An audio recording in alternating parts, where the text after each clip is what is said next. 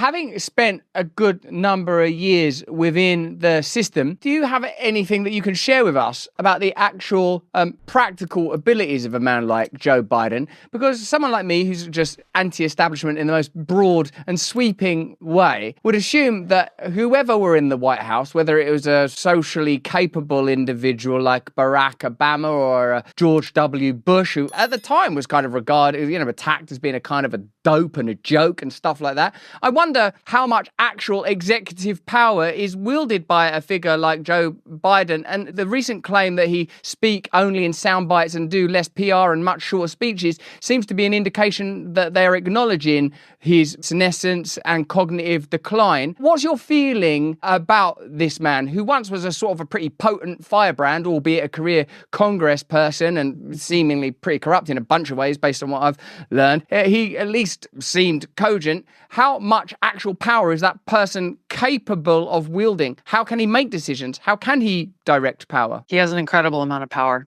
And over time, we've seen how, and this is something that Congress has either allowed to happen or willingly executed, which is an increase of a transfer of power away from the legislative branch and into the executive branch, into the hands of the White House and the President of the United States.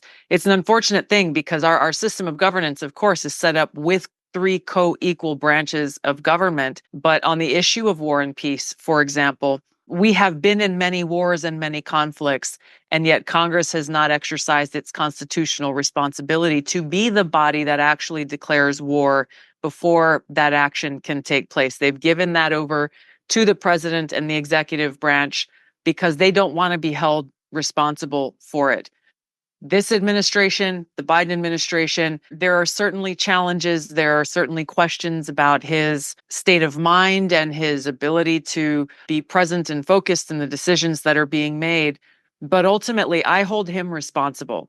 I have no doubt about the fact that he is surrounded by people who have, they're handing him the no cards and they're shaping the agenda. We see over and over how they go in and he says one thing and then they come back and say, well, no, he didn't actually mean that, and say the exact opposite. His handlers have a lot of power. There's no doubt about it. But he was elected as president of the United States. He is making the decision to run for re-election. He is the person that we as American voters must hold responsible for the decisions that are being made and the very dangerous consequences of those policies. You're obviously a pretty potent and unusual individual, having served in two such extraordinary institutions so successfully and for such a long time.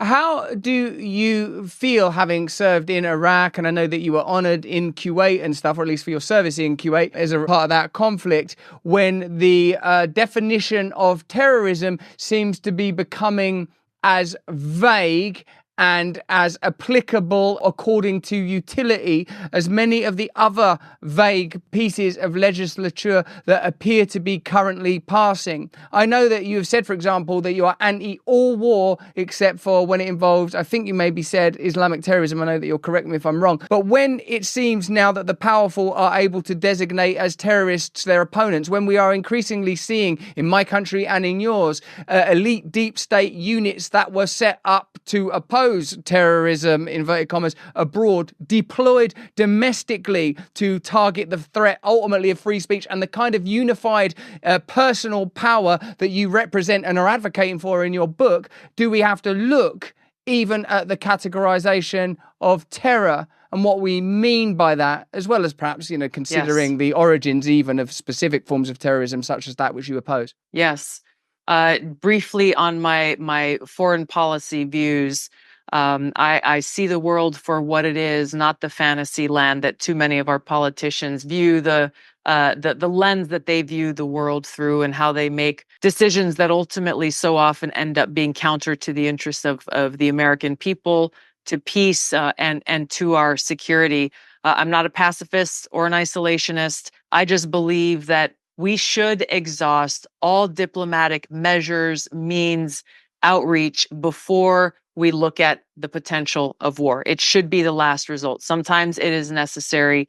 The adversary may change in different situations, but we, the people, as well as those who wear the uniform, must be able to trust that our elected leaders are going to do all that they possibly can to prevent war, and know that if we are sent into harm's way, it is for a mission that is necessary, that is unavoidable, and that serves the safety, security, and freedom of the American people.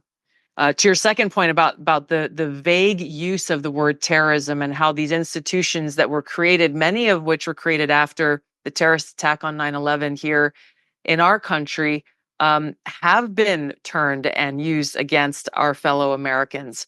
That abuse of power, the warrantless surveillance that in the recent legislation that was passed was just strengthened, that allows these intelligence agencies to target Americans.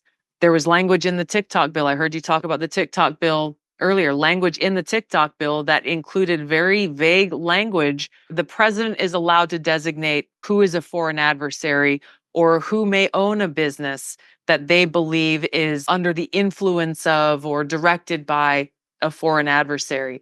Anytime you do that, anytime you put down in legislation this vague kind of language, there should be no doubt in our minds that it's just a matter of time before it's deployed against a political opponent. So it's not a stretch of imagination for Elon Musk to rightly say, okay, yep, today it's TikTok, tomorrow it may be X. There's a huge divergence between X and Meta, Facebook, Instagram, many of the Google, big tech, all these other entities that have been doing the bidding of the Biden-Harris administration, that have gone along, whether willingly or feel they've threatened or bullied or whatever the case may be.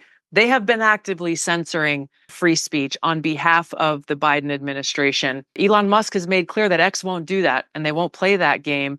And so is it really a stretch of imagination for him to believe that if he's not willing to play ball, that their targets may be set on him next? Hey, thanks for watching. If you want to see more uncensored content where free speech can flourish, join our live stream. Click the link right here to watch the next video if you want to, or become a member of a growing movement. Download the Rumble app and you'll be informed every time we make a new piece of content. Stay free.